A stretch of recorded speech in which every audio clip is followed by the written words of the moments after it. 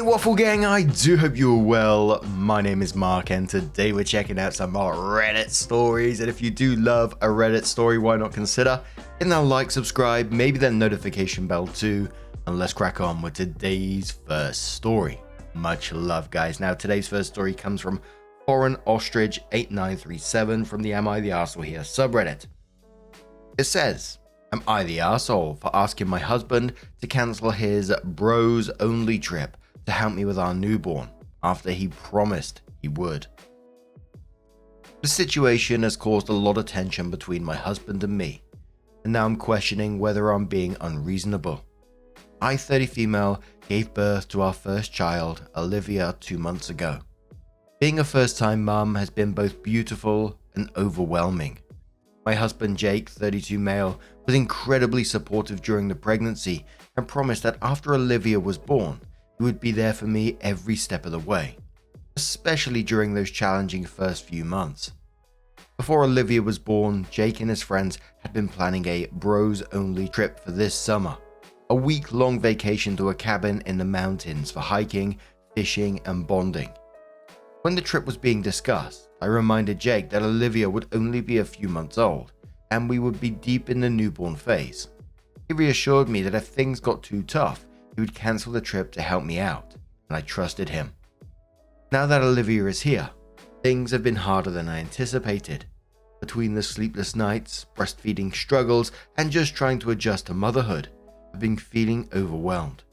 Jake has been helpful, but I can tell he's excited about this trip, which is coming up next month. Last week I asked Jake if he could consider cancelling the trip, reminding him of his promise. I told him that I'm struggling and that having him gone for a whole week would be really tough on me. He seemed surprised and a bit hurt that I was asking him to cancel. He said he's been looking forward to this trip for months and that he needs a break too. He's also pointed out that his parents live nearby and could help if I needed support while he was away. I understand that Jake needs a break and wants to spend time with his friends, but I can't help feeling like this is a time when I really need him by my side. I try to explain that while I appreciate his parents' help, it's not the same as having him there. Jake said that I'm being unfair by asking him to cancel the trip after all the planning that went into it, and that I need to trust him to make sure I'm supported even if he's not physically there. Now we're at a bit of a standoff. Some of my friends think I should let him go, saying that it's important for him to have some time away, especially after all the stress of becoming a new dad. But others agree that it's too soon for him to take off for a week, and that he should prioritize being home with me and Olivia. So am I the arsehole for asking my husband to cancel his bros only trip to help me with our newborn after he promised he would? I always find it weird, like we've had stories like this before where friends are saying, it's stressful for him to become a dad, which I totally get, there is stress involved in that. But if you take it from the other side as well, OP in this, the one who's also gone through the stress, but is also grew the human, had to go through all the changes to her body, growing a human inside her, the potential morning sickness for 9 months of this. And then after the 9 months, you got the healing afterwards. So you're tired, you're healing, potentially breastfeeding at the same time. So I don't get these people saying, he needs some it's important for him to have some time away, especially after all the stress. I get it. He's stressed as well. I do understand that. And I'm not sure if I missed it or just didn't read it properly. Did they plan this knowing she was pregnant, that it'd be around that time? But this one's a pretty simple one to me, that he should be supporting you. It's as simple as that. If you need that help, you're not doing it out of spite or anything like that, because you just need his support. He's a dad now. It's as simple as that. But OP comes in with an edit and says, hey everyone, I just wanted to give a quick update after reading through most of the replies. I was honestly overwhelmed by the amount of support and understanding I received. Thank you so much to everyone who took the time to respond. Your kind words and thoughtful advice really helped me feel less alone in this situation. A lot of you suggested that I should also take a week off, letting Jake stay with Olivia, to take a break for myself. I really appreciate the sentiment behind that suggestion, but there are a couple of reasons why it's not realistic for me right now. First of all, I'm breastfeeding, so being away from Olivia for that long would be really difficult logistically. But beyond that, and this is something I need to work on, I just don't feel comfortable being away from my baby yet. I know it's not healthy to feel like I can't have her out of my sight, but I can't help it. I guess it's just that new mum anxiety that's really hard to shake. I've been debating whether or not to show Jake this thread. I'm worried that reading it might hurt his feelings, but I'm definitely going to have another conversation with him about everything. I'm willing to compromise and let him go on the trip, but I think a whole week is just too much. I'm leaning towards suggesting that I limit the trip to a maximum of 3 nights, so he can still have some time away with his friends but not be gone for an entire week. I'll update again after we've talked. Thanks again for all the support, everyone. It really means a lot to me. So a couple of comments say, Fancy and Fab says, you were uncomfortable for 9 months. You went through labor, you are now breastfeeding. What the fuck does he need a break from?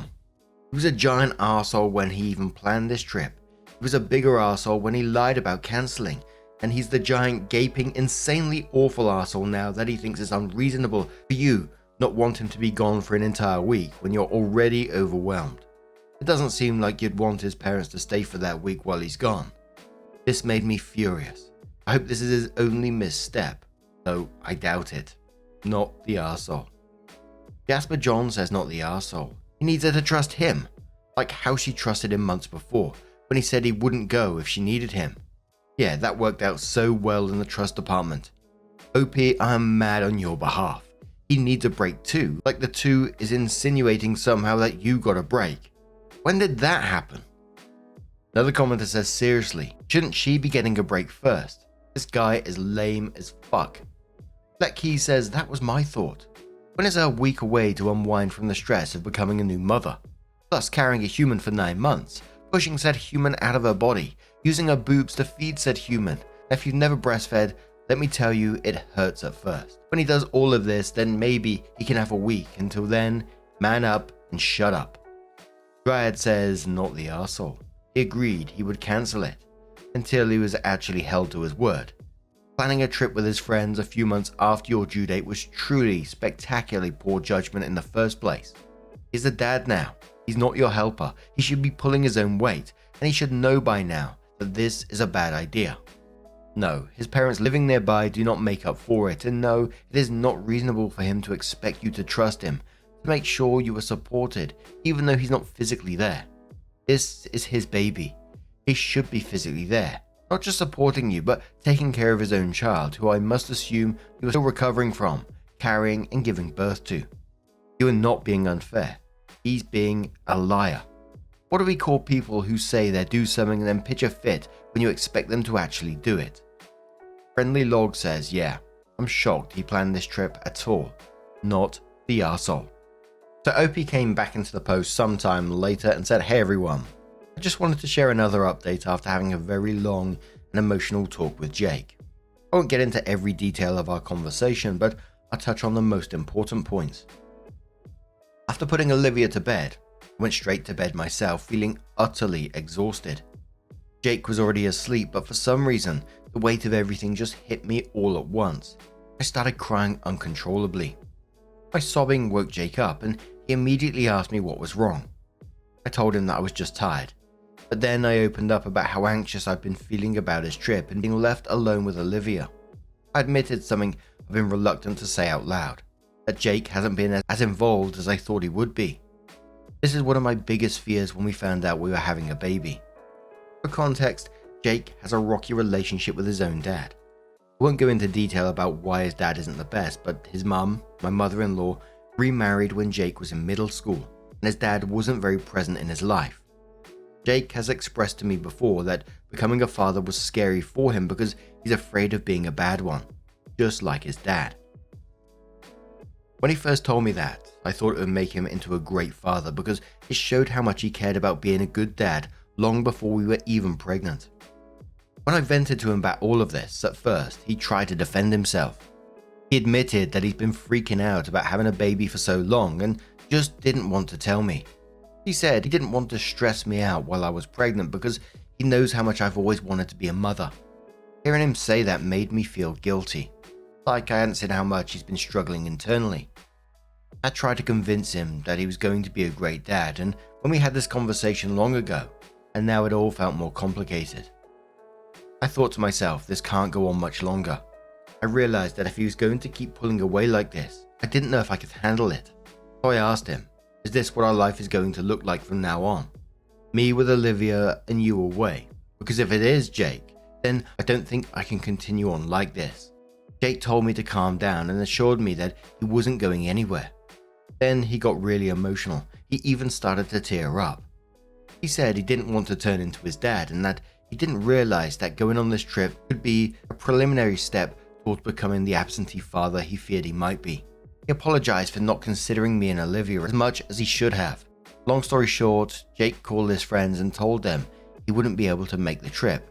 He's even started planning a little family getaway for the three of us next year, and Olivia is a bit older. It was a tough conversation, but I feel like we're on the same page now, and I'm hopeful that things will get better from here. Thanks again to everyone for your support and advice. It's been an emotional roller coaster, but I'm grateful for this community helping me navigate it. On the back of that, the comment said, Loopy said, that's awesome. You guys worked it out. No, for the first year, even thinking about going away for a week is inconsiderate. Yes, he might have had his struggles, but yours was way more mentally and physically for sure. Glitter says, I'm so happy that you guys were able to communicate so openly and came to a resolution that worked for both of you. Wishing you all the best. It's been brought on says, read your update. Sounded like he needed to come to grips with him psychologically pulling away. I hope he is the dad your little girl deserves and the husband you need. And please share this with him. Being a girl dad is so fantastic. These rough early months with a chunky baby will soon turn into toothless smiles and an active toddler. And that soon after will be replaced by a jabbering little girl who looks at her daddy with love in a way you never knew. Enjoy the nights where she sleeps and snuggles you, where she is safe and yet you can't get a wink in, because one day it will end and you will miss it. I loved my journey, and I hope you do too. Now, I'm really glad that they had a conversation in the end, and things are looking a little bit, well, a step in the right direction, shall I say. I don't think it's completely over as yet, which, you know, I feel bad saying, but I don't think it's completely as over as yet because it's simply just words at this moment in time, isn't it? He's made some good choices with cancelling this trip and realizing that he was in the wrong, but from here on, you have to continue to prove your point that you want to be a present father in the life of your child. And I think that will require some kind of help, maybe some kind of therapy or something like that to tackle what he's gone through in the past. It's clearly affected him in some way. But I'm glad OP did say that, you know, he basically said, I can't carry on like this. But I really do wish that they work things out, that he does seek some help and you know, and is present in this child's life in the way that he wants to be. But now I'm going to turn this one to you guys. What do you guys make of this situation? Let us know your thoughts down in the comments below, and let's move on to another story. Now, our next story comes from Purple Footsie from the Am I the Arsehole subreddit, saying, would I be the arsehole for leaving my 13-year relationship because my boyfriend hasn't proposed yet? I, 28 female, just had my birthday. My 27 male boyfriend gifted me a beautiful ring, but specified it wasn't a real engagement ring. When I told him he could propose with it, he became weird and silent. I've been trying to talk to him about marriage since we both turned 25, but at the time it was, I'm too young. At 26, I asked again and it was, we don't have the money. I always told him he could propose with a ring pop and I'd be the happiest person in the world, and that I didn't want a big wedding, just close friends and family. But he would always just laugh awkwardly or make jokes. Now, I'm 28. We both have good jobs, are happy, I think, so I don't know what's up. When I asked him, he said, and I quote, everyone that is married just ends up divorced, so what's the point? At this point, I feel like I'm a placeholder and he's waiting for someone better to come along. When I discuss that, he always says, that's not true. That doesn't reassure me. We even started looking at our house and are serious about that, but now I don't know anymore. I love him more than anything and don't want to lose him, but marriage is important to me. And seeing everyone around me moving on with their lives like marriage, buying houses, having kids, even though I don't want kids, is making me really bitter. I suggested couples counseling, which he refuses, saying it's a waste of money. I also refuse to give an ultimatum. He keeps saying it will happen, but I don't know anymore. This man is my world, but I don't know if I can sacrifice marriage without feeling resentment. It has already started, I believe. So Reddit, would I be the arsehole for leaving? I don't know what to do anymore. Edit to add, I feel like I worded this wrong. When he gifted me the ring, I joked about it being an engagement ring. He said this wasn't a real engagement ring, and then got weird and silent. It's not a shut up ring. I've been looking at this ring for years, and he promised he would get it for me one day. I feel like he listened to me and got me the perfect birthday gift, not a shut up ring.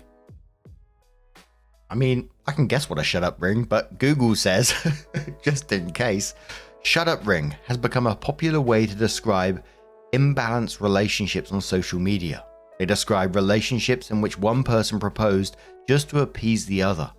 A wedding therapist said being honest about your needs can help you avoid a shut up ring. Beginning ad says the OP. No, it would actually be healthier to leave a relationship that started when you were in high school. Who needs 13 years to figure out if they want to marry you? You're not kids anymore. I hate to break it to you, but you're just a comfortable placeholder until he finds the woman he wants to marry. You're over here doing all the wife stuff with no assurances in return. And on top of that, you've resorted to begging a man to want you. Stop that. Get your life together. Get some therapy to find out why you let this go on this long and move on. Find an actual man who isn't some boy you had to raise. OP says, damn. Thanks for that. I will be restarting therapy. That goalie's mum says, I'm 54. I've been with my husband since high school. 37 years together, and we just had our 30-year wedding anniversary 2 months ago. We were best friends all through high school, and he confessed his feelings on graduation night. We've been together since. That first summer, we spent it having fun, making memories, and falling in love. He also spent it telling me what he saw for our future, what our life could look like. By September, I was sold, and he proposed on that Christmas Eve when we were 18 years old. We agreed that we'd buy a house and launch our business before we got married.